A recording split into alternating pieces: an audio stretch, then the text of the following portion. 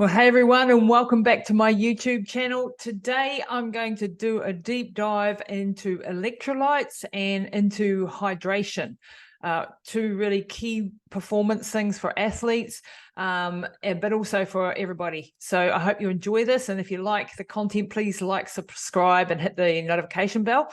Now, electrolytes, hydration, super critical. Now, the dire consequences of dehydration, both short and long-term dehydration, in terms of performance as an athlete, is what I want to dive into today. And I want to give you a little bit of background. So for 25 years, I had the privilege of running in the world's toughest endurance races, covering thousands of kilometers in many of the deserts of the world, from Death Valley to the Sahara, to the Gobi Desert, to the outback of Australia and the Himalayas. And in that time, I had a number of really close calls when it came to hydration and electrolytes, and I was really lucky to survive some of them. One particular incident that I had was in the Yukon, where I wasn't running this time, but I'd spent weeks out on the Yukon canoeing and then climbing mountains and pushing my body to the extremes with very poor nutrition. And after 6 weeks or so of this limit pushing, and upon return to civilization, thank goodness, I suffered what's known as a tetany seizure. Luckily, at that point in time, I was sheltering in a local public library when it happened. Mine related more to a potassium deficiency than the usual cause, which is a calcium deficiency.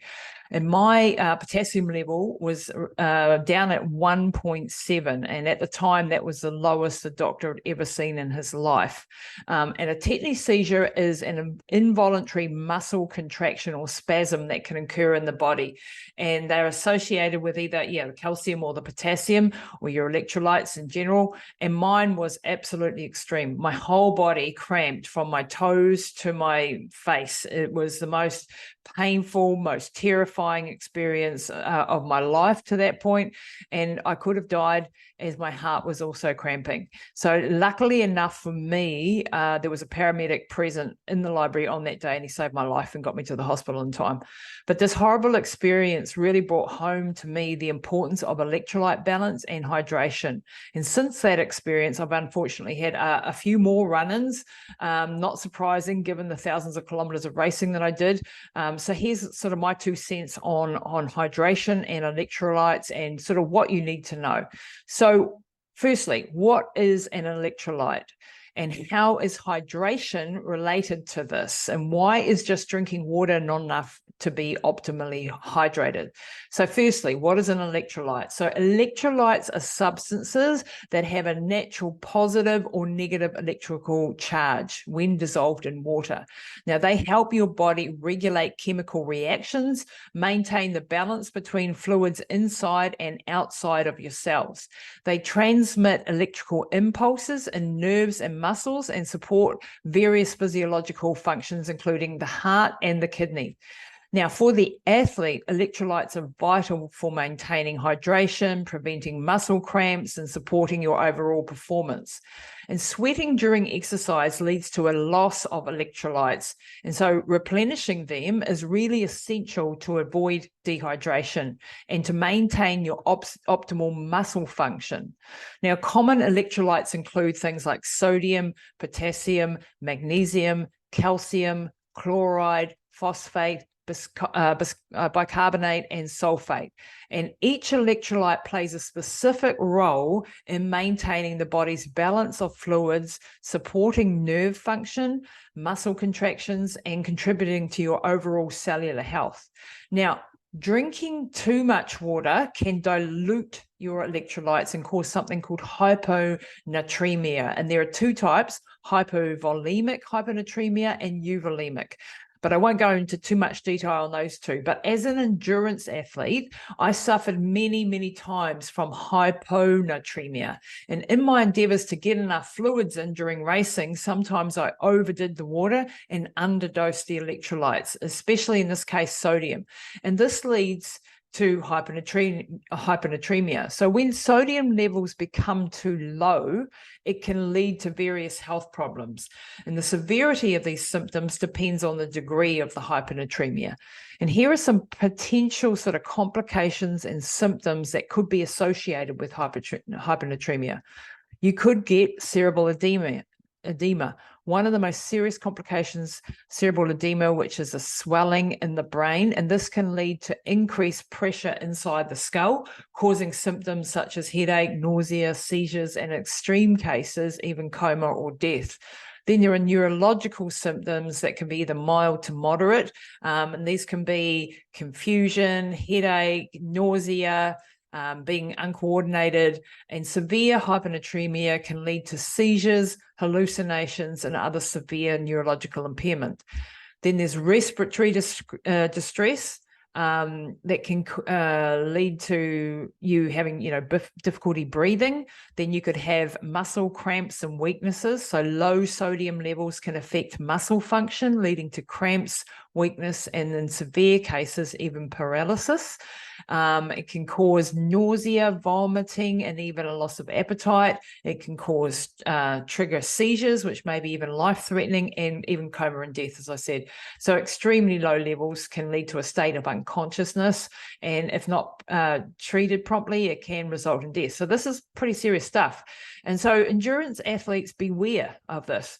And occasionally you will hear about an endurance athlete dying of this, and is outlined in, I did an interview with Professor Tim Noakes, who is Mr. Guru on running and endurance sports, a fabulous guy. You might want to look that up on my channel. I'll put the link down in the show notes. And in that interview, he talks about hyponatremia and how he predicted that somebody, and a woman, is more likely to die of this than a man. And unfortunately, he was right. Not too long after he predicted that started to happen. But it's not just athletes. There are also other reasons this can happen too. So excessive fluid intake. So if you're consuming large amounts of water or fluids in a short period of time without sufficient sodium intake, can dilute that sodium concentration in the blood, which can lead to that hyponatremia. It can happen with certain medications. So some medications can affect the body's water balance. These include things like diuretics, certain antidepressants, and drugs that influence the release of antidiuretic hormone, or ADH. Then there are medical conditions that can disrupt the body's sodium balance. So conditions such as syndromes of inappropriate antidiuretic hormone secretion, heart failure, kidney disease, and liver cirrhosis can contribute to hyponatremia. Then there are hormone imbalances, conditions that affect the regulation of hormones involved in fluid balance, such as that ADH, the antidiuretic hormone, can lead to hyponatremia. An example, an excessive release of ADH can cause the body to retain water, diluting the sodium concentration in the blood. Then there's sweating and dehydration. So while dehydration is more commonly associated with high sodium levels, excessive sweating without adequate sodium replacement can contribute to hyponatremia, especially if individuals are drinking large amounts of water to rehydrate without replenishing their sodium. And then there are certain diets, extremely low sodium diets, especially when combined with a high fluid intake. This can also contribute to hyponatremia over time. Now, another case is in the elderly population. So hyponatremia can be particularly concerning in the elderly because of various factors that affect their fluid and electrolyte balance. So aging itself can lead to changes in kidney function, hormone regulation, and overall body composition, making older adults more susceptible to certain electrolyte imbalances, including hyponatremia. So here are some of the more common reasons. So the elderly often have a reduced thirst perception. So older adults may have a decreased sense of being thirsty, leading to inadequate fluid intake. And then often, as my dad used to do this, I've had a cup of tea or I've had a coffee, and it's like, that is a diuretic that's going to do the opposite. You need your water and you need your electrolytes. So this reduced perception of thirst can be compounded by certain medications commonly prescribed to older adults. Then there's diminished kidney function. So aging can be associated with a decline in kidney function, and the kidneys play a crucial role in regulating water and electrolyte imbalance in the body. So reduced kidney function may affect the excretion of water and sodium. As we said before, medications, often older adults are on multiple medications, and some of these medications may contribute, like the diuretics, antidepressants, anti-epileptic drugs are examples of medications that can affect your sodium balance. Then there are underlying medical conditions, endocrine disorders, heart failure, liver disease, these types of things. Also impaired mobility. So when you have limited mobility as you get older, you can affect an individual's ability to access fluids or maintain a proper balance between fluid intake and output. And in institutional settings with older adults residing in long-term care facilities or hospitals, they may be at an increased risk due to factors such as management of fluid intake, illness, or the use of intravenous fluids. So the hydration story is not just about being dehydrated or hydrated, but it's about electrolyte balance along with adequate water intake. But back to the story about electrolytes. So electrolytes regulate the fluid in the body, not just water alone, okay? They allow the water to travel inside and out of the cell. Now, there is a gate or a pump, which is called the sodium-potassium pump, which allows water to go in and out of the cell. And you need those two minerals at the right levels to allow water to transport correctly. So, for example, if you have too much sodium, you're going to retain fluid. Sodium is also important for muscle and nerve function. Now, most of us get enough sodium, especially if we eat a lot of junk food or processed food, which are often also high in sodium, and a particularly bad type called MSG, monosodium glutamate. You may have heard of that, which is really not good. So a lot of the processed foods have MSG in it. You want to avoid those types of things. Now, we do need good quality sodium, so I like to use like Himalayan salt or Celtic salt, but we need the right amount. If you have a really good diet, lots of vegetables, lots of foods that contain a lot of electrolytes in themselves and fluids in themselves, then you're less likely to have a problem. Sodium is also important for the pH levels in the body. Then we have sodium chloride, which is responsible for hydrochloric acid. So if you are low on this, you won't have good levels of stomach acids. And this is one of my pet things to teach people about is stomach acids, because if you don't have good stomach acids, these are crucial for breaking down of food, for protecting you from the bacteria and the pathogens on your food, and also so that you can break down your food for the nutrients and the minerals so that you can uptake the minerals and things. So if you're on a particularly low sodium diet, you could even get things like acid reflux or heartburn, but that's a video for another day. In going into that and proton pump inhibitors and all of that sort of stuff, which I've talked about before on this channel. But back to the electrolytes. So potassium is next. Now, wow, this is a really important one. That's the one that I nearly got completely wrong and ended up dead nearly for it. This one regulates the rhythm of the heart. And if you are low in potassium, which many people are, this can cause heart arrhythmias and even atrial fibrillation. Remember the tetany seizure that I told you about that I suffered in Alaska? Well, I was lucky to be so close to a hospital when it happened, as my heart could have stopped. So a diet that is high in sugar can deplete potassium indirectly as well. And potassium is also essential for the proper functioning of your nerve cells. It helps generate electrical impulses that facilitate communication between nerves and support nerve function throughout the body. It helps with muscle contraction. It's involved there, including the contraction of the heart muscle, the myocardium, and the skeletal muscles. It works in coordination with other electrolytes like the sodium and the calcium to maintain proper muscle function. It's also important for optimal blood pressure. If you've got high blood pressure and you haven't checked your potassium levels, that could be an easy win. Getting enough potassium in could have an effect of lowering your blood pressure. So before you jump to doing, blood pressure medications and so on and so forth, maybe explore this with your doctor.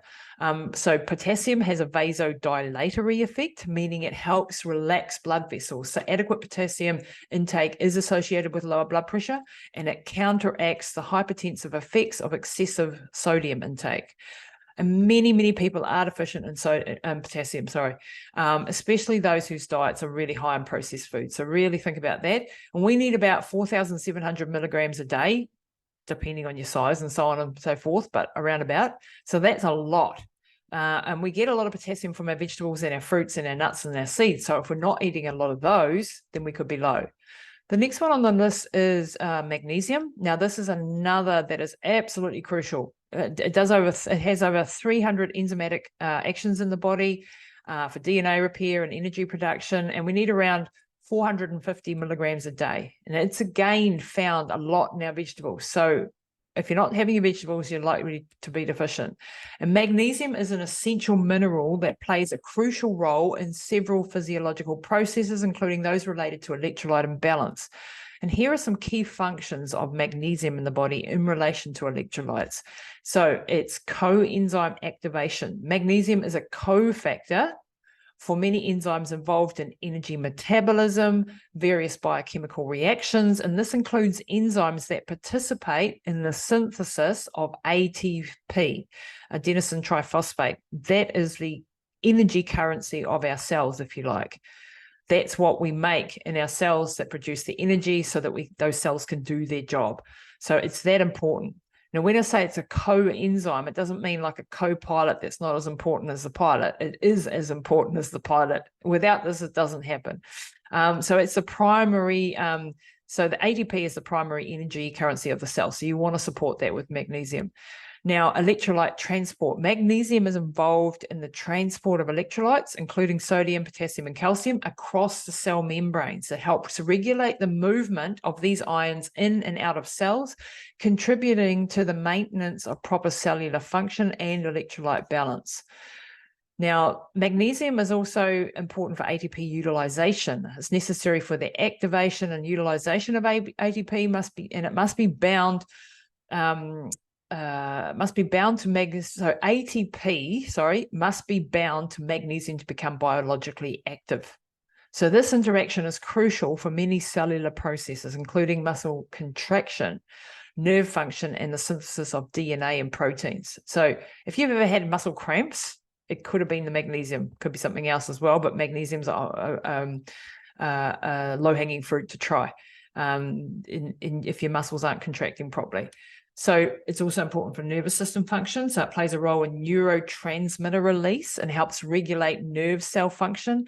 It contributes to the maintenance of a proper balance of ions across the nerve cell membrane, supporting normal nerve impulse transmission.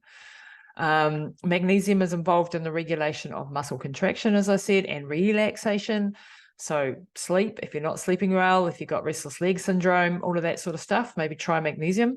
It counteracts the effects of calcium, another important electrolyte, helping muscles relax after contraction. For cardiovascular health, magnesium is essential for maintaining the electrical activity of the heart. It helps regulate the function of ion channels in cardiac cells, contributing to the proper rhythm and contraction of the heart. It's important for bone health. Man, what does magnesium not do? Magnesium is a key component of bone structure and contributes to bone health. It works in conjunction with calcium and phosphorus to support bone mineralization. pH balance. So magnesium influences the body's acid-base balance. It can act as a buffer, helping to maintain proper pH of bodily fluids. Now, let's turn our attention now to just how much water then should you drink in a day. So we've got all these amazing electrolytes. So how much water do we need to have? Well, that depends. A really annoying answer, but true. It depends on things like your size, your age, your weight, your activity level, the temperature, etc. But we can give you some general rules of thumb, and these are very big generalizations, but take it for what it's worth. If you can aim for an intake of around 30 to 35 milliliters of water per kilogram body weight. So if, for example, you weigh around 70 kilos, you might aim for like 2.1 to 2.5 liters a day. Now, if it's hot, you'll need more. And for every hour of intense exercise where you're sweating a lot, you'll need to add up to an extra 500 milliliters, even up to a liter, depending on the temperature and how much you personally sweat. And that can be some genetics in that, and there can be, a lot of other lifestyle factors, and you'll have to gauge that for yourself. And now, if you have certain health conditions, such as kidney problems or heart issues, or if you're taking medications that affect fluid balance, you really need guidance from your medical professional. So this is not meant as medical advice for you specifically, and these are generalizations, okay? So if you've got any of those things like heart disease or kidney problems, please go and talk to your doctor about how much you should be taking in as far as water is concerned. So there you have it, a short dive into the world of water and electrolytes. And I really appreciate your time and attention today listening to this. Please do like, subscribe, leave me a comment below. Let me know if you've had any problems with things like tetany seizures, muscle cramps, if you have trouble sleeping, all of that sort of stuff. Leave me your comments below and tell me your experiences with getting your electrolytes right. For athletes out there, this is absolutely key to get right. It's not always easy, but you want to make sure that you're getting a really good electrolyte balance. And on that note, for athletes, taking things like some of the popular, I won't name any brands, but any of the popular sort of hydration drinks, electrolyte drinks, a lot of them are just full of sugar, which is really not good, and they don't have enough potassium often. They have a lot of sodium often. So you need, I had a friend once, we did a race in, or actually we were filming for a TV show in the outback of Australia, and we both were running in 40-degree plus heat, 150 kilometers, at about 90 kilometers in, he had a tetany seizure like I'd had in Alaska. He had been on a different electrolyte mix than I had. The one that I had a whole lot more potassium, and the one that he had very low potassium levels. And so he ended up with a tetany seizure, and again, it was a race to the hospital to save his life. So make sure that you are getting a good quality sports electrolyte drink when you get it, and that you've got enough potassium in there as well as the other things in it, okay? So thanks once again for listening. Reach out if you've got any questions, and please check out my podcast as well. I have a podcast called Pushing the Limit that's been going for 8 years. I get to interview the world's leading doctors and scientists and researchers on everything longevity, anti-aging, high performance, biohacking, sports, all of that sort of good stuff. So make sure you check that out at lisatamati.com or on all the good podcast channels. Thanks for listening.